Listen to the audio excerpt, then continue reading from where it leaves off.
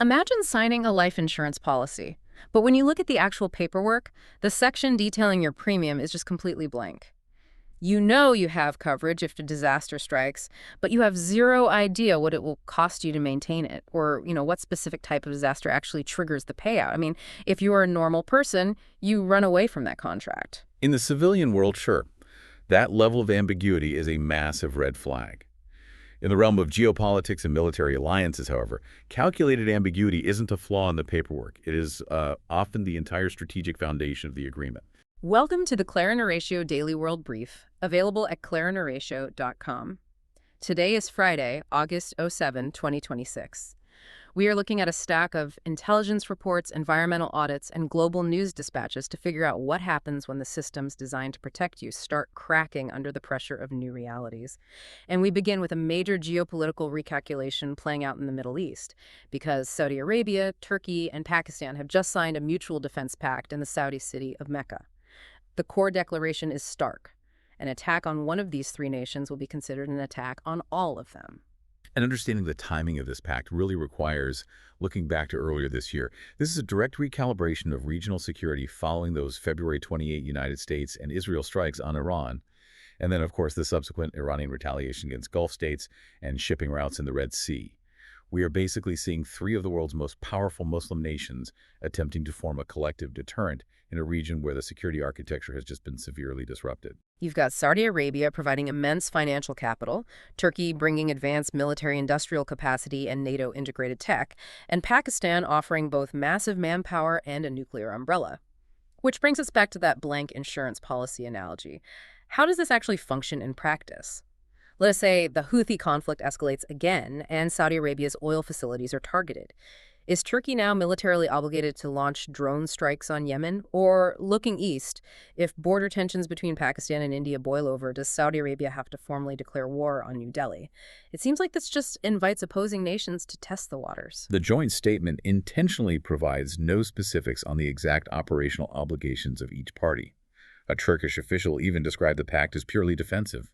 The mechanisms remain vague precisely to avoid automatic, legalistic escalation into a broader regional war. I mean, if the treaty explicitly mandates a specific response, adversaries can calculate the exact cost of an attack. So, by leaving the response ambiguous, these nations are ensuring that the potential cost of aggression against any one of them is now incalculable. For Pakistan, this adds the economic weight of Saudi Arabia to its deterrence posture. And for Saudi Arabia, it adds a crucial layer of physical security. After witnessing recent maritime embargoes and strikes from Houthi rebels, the cost of aggression just went up significantly for anyone looking to destabilize those three. We are seeing formal public alliances forming in the Middle East, but an entirely contradictory covert military dynamic is currently playing out in Europe. Ukrainian President Volodymyr Zelenskyy has arrived in Serbia for his first official state visit. Now, if you follow European politics, you might think Serbia and Russia are locked in step. Serbia is widely considered Europe's most pro-Russian country, and its president, Alexander Vučić, frequently promotes this narrative of an Orthodox brotherhood with Moscow. Yet intermediaries funneled approximately $1.15 billion in Serbian-made artillery shells to Ukraine in 2024 alone. How do you hide $1 billion of heavy artillery from Moscow while claiming to be their closest European ally? You do not hide it completely, but you establish plausible deniability through the gray market. Serbia does not ship these weapons directly to Kyiv. They sell them to third-party states, which are often NATO members, who then quietly route the munitions to the Ukrainian front lines. Vučić is navigating an incredibly precarious balancing act here. Because he is facing severe domestic pressure ahead of upcoming parliamentary elections. That's largely driven by student protests that began after a train station canopy collapse killed 16 people in late 2024. Exactly, and a massive portion of his voting base sides with Russia. But simultaneously, he is using this covert arms pipeline to remain favorable with the European Union, which is Serbia's most important trading partner. He's really hoping to avoid the kind of diplomatic isolation currently crippling Hungary's economy. The pragmatism extends even further than artillery shells. Christopher Hill, the former U.S. ambassador to Serbia, recently detailed how the United States helped connect the Ukrainian military directly with the Serbian defense industry. There are even secret discussions underway about building a joint drone factory that would utilize Ukrainian battlefield expertise, Serbian labor, and investment capital from the United Arab Emirates. But if it is an open secret that Vučić is arming the military currently fighting Russian forces, why has his pro-Russian base not abandoned him? Vučić holds one specific diplomatic trump card that neutralizes domestic outrage. Neither Ukraine nor Russia recognizes the independence of Kosovo, and Kosovo's status is the single most sensitive issue in Serbian domestic politics. So whenever Vučić meets with Zelenskyy, he can spin the engagement to his voters not as a betrayal of Moscow, but as a rigid defense of Serbian sovereignty. Because Ukraine aligns with Serbia's strict stance on the Kosovo issue, it allows him to basically cash EU and UAE checks while maintaining his nationalist credentials at home. If you live in Europe, though, geopolitical maneuvering might feel abstract, but environmental realities are currently testing physical infrastructure you rely on every day. We are seeing historic low water levels across the Rhine, the Danube, and the Po rivers, and the logistical disruption is massive. Ships on the Rhine can only carry a fifth of their usual cargo, Which is forcing some desperate measures. To offset this bottleneck, the German states of Rhineland-Palatinate and Saarland are lifting Sunday trucking bans just to keep freight moving on the highways. In Romania, the military has literally resorted to blasting rocks in a branch of the Danube to secure cooling water for the Cernavoda nuclear power plant. I understand the shipping nightmare, but the sources indicate the bigger crisis is actually the tap water. I always assumed cities just pumped river water into a chemical treatment plant. What is physically breaking down in the water supply? The infrastructure of natural purification is failing. Rivers like the Rhine and the Danube rely on lush, reed-filled banks and deep sand beds acting as natural filters. It's a biological process called riverbank filtration. Mussels and microscopic invertebrates consume pollutants before the water ever reaches municipal wells. As water levels drop, two major things happen. First, the remaining water becomes warmer and contains significantly less dissolved oxygen, which just suffocates those natural filtration ecosystems. And second, there is less fresh water to dilute the consistent daily volume of industrial and sewage wastewater being discharged into the river. The financial consequences for citizens are immediate here. German industry groups estimate that the increased need for mechanical chemical water treatment to replace those dying mussels could drive consumer costs for clean drinking water up by as much as 30%. Adapting to this will require billions of euros in new infrastructure, like laying deeper mains and building upgraded reservoirs designed to keep water temperatures low. The science of heat stress provides the underlying mechanism for why this is so expensive to fix. As actual air temperatures rise, environmental scientists monitor the wet bulb temperature, which accounts for humidity. Think of trying to dry a wet towel in a steam room. If the air is already saturated with moisture, the water in the towel cannot evaporate and the towel stays hot. So when wet bulb temperatures approach the actual air temperature over a river, the ecosystem loses its natural evaporative regulatory mechanisms. We are witnessing complex environmental systems losing their ability to naturally cool and purify themselves, forcing local governments to implement incredibly costly technological interventions just to maintain a basic civic necessity. For more daily briefings, brain candy explainers, and classic audiobooks, visit clarinhoratio.com. Looking at governance and accountability in Washington, D.C., we have two major developments concerning executive power. The Government Accountability Office, or GAO, has released a report auditing the now-closed Department of Government Efficiency, known as DOGE. When DOGE closed last month, it claimed to have saved taxpayers $110 billion. The GAO audit found that 96% of those reported savings lacked sufficient information to verify the calculation methods. I need you to explain the mechanics of this, because claiming $100 billion in savings that do not exist requires more than a simple typo on a spreadsheet. It requires categorizing inevitable, pre-existing events as newly generated efficiencies. The congressional watchdog documented highly specific discrepancies in the data reported between January 2025 and July 2026. For instance, DOGE claimed $53.5 million in savings from terminating 264 federal property leases. But the GAO investigation found that 108 of those leases were already in the natural process of ending before DOGE was even established. The department simply took credit for contracts timing out. Furthermore, a massive $1.7 billion in claim savings was attributed to ending a Defense Department IT contract. The GAO confirmed that this contract was never actually terminated, meaning the government is still paying for it, yet it was logged as a successful budget cut. Which brings us to the second major U.S. governance story. President Trump signing two executive orders on Thursday aimed at restricting birthright citizenship and effectively banning the practice of birth tourism. The orders expand the definition of non-citizens whose children are ineligible for automatic citizenship, specifically targeting children of foreign government employees, members of terror groups, and those suspected of gaining entry through fraudulent means. What is the actual scale of birth tourism in the United States? Are we talking about a massive demographic shift that requires this level of executive intervention? The demographic footprint is statistically marginal. The Migration Policy Institute estimates that birth tourism accounts for roughly 20,000 to 26,000 births annually. To put that into perspective, with total U.S. births hovering around 3.7 million, birth tourism represents a fraction of a percent, roughly 0.6% of all children born in the country each year. The legal stakes, however, are profound, as this directly challenges the 14th Amendment of the U.S. Constitution, which grants citizenship to anyone born on U.S. soil. But the Supreme Court already shot down a nearly identical policy attempt by the Trump administration in June of 2025. Legal experts note that while the president has authority to restrict entry to the country, declaring a child born on U.S. soil as a non-citizen directly contradicts that recent Supreme Court precedent. Why issue an executive order that the administration knows will be struck down by the courts? Because the utility of the executive order is not necessarily its legal survival.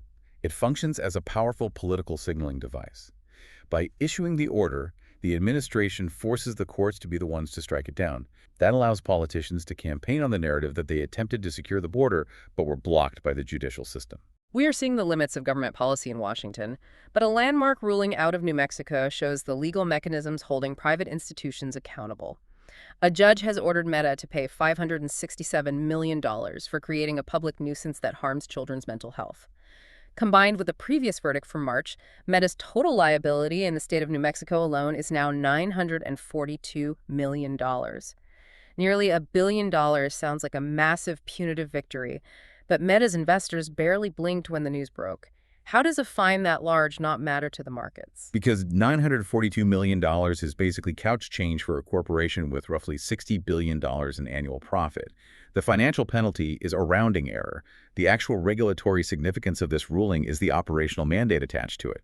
The court is not just taking Meta's money, it is legally mandating architectural changes to how Facebook and Instagram operate for young users. Meta must implement strict monthly usage limits, tighten human oversight on AI chatbots, and improve its age estimation tools. But that brings up a massive technical contradiction. Federal law strictly bars companies from collecting personal data to verify children's ages. So how does a platform estimate a user's age without legally being allowed to collect the data required to prove it? They have to rely on behavioral inference and localized device data rather than formal documentation. The algorithms analyze the type of content a user interacts with, the language they use, and the peer networks they join, essentially guessing the age based on behavioral patterns. This New Mexico ruling really mirrors a growing global legislative trend. Following Australia's decision last December to outright ban social media for users under 16, we're seeing a shift in judicial strategy. Courts and governments are signaling they're increasingly willing to forcibly redesign digital public spaces rather than just taxing companies for the damage those spaces cause. Now, a completely different grassroots form of accountability is taking shape in India. Following massive protests in Delhi over leaked examination papers, the youth-led Cockroach Junta Party, or CJP, is launching a nationwide campaign starting September 1st. Yeah, they are drafting a citizen-driven youth reform charter focusing squarely on education, unemployment, and institutional accountability. The outrage reached a boiling point after preliminary civil service examination results in the state of Jharkhand showed highly suspicious scores. It left candidates so desperate they're currently camping out in stadiums and going on hunger strikes. Why is a leaked test causing this level of severe political upheaval and nationwide mobilization? Because it destroys the only viable ladder out of poverty for millions of families. In India, securing a government job is the primary, and sometimes the only, route to middle-class stability and social security. The Central Bureau of Investigation recently revealed the mechanics of a separate massive national exam scandal regarding the NEET medical entrance test. The National Testing Agency's own subject experts, the very people designing the exams, were exploiting their official roles to sell the question papers through criminal middlemen before the test dates. When the experts entrusted with the integrity of the exam are the ones running the black market, it completely shatters the social contract. Millions of young people spend years of their lives and their families' limited, pooled resources preparing for these tests. When the system is structurally rigged from the inside, their lives are put on hold indefinitely, sparking a profound loss of faith in state institutions. And that desperation drives the scale of the movement. The CJP is capturing the anger of a demographic that feels actively exploited by the institutions designed to evaluate them.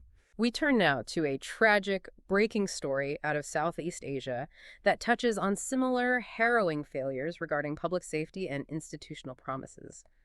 On Friday, a school shooting occurred at Dubsaran School near Bangkok. According to police, a 14-year-old student opened fire, leaving 5 teachers dead and 23 people injured, including fellow students. The teenager, who earlier in the day had killed his grandparents, eventually took his own life. The details emerging are devastating.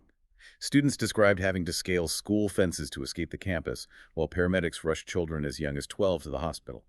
Forensic officers noted that the shooter's aim was highly accurate.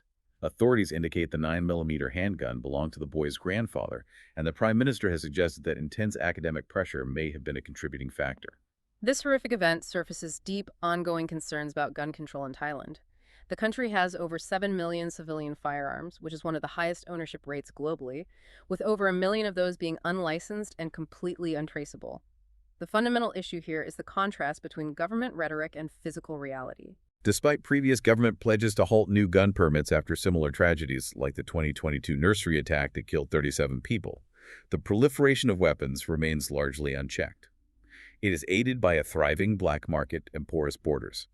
The opposition People's Party is immediately demanding systemic gun control reviews, emphasizing the basic civic expectation that an educational institution should be a society's safest sanctuary. The failure to regulate access to firearms effectively means that legislative promises have not translated into physical safety for citizens.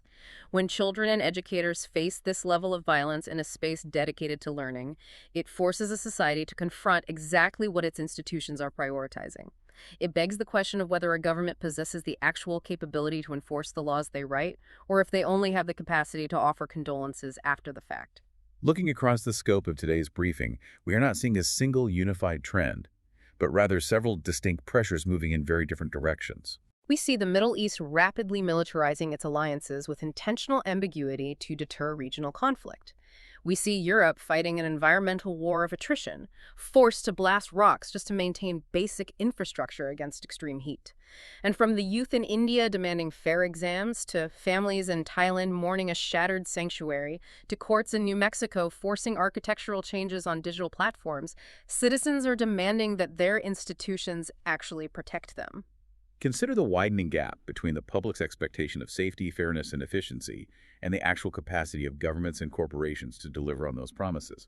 When the institutions designed to protect the public, whether that is a testing agency in Delhi, an environmental regulator in Germany, or a legislature in Bangkok, require constant policing and pressure by the public itself just to function, you have to ask how sustainable that social contract really is.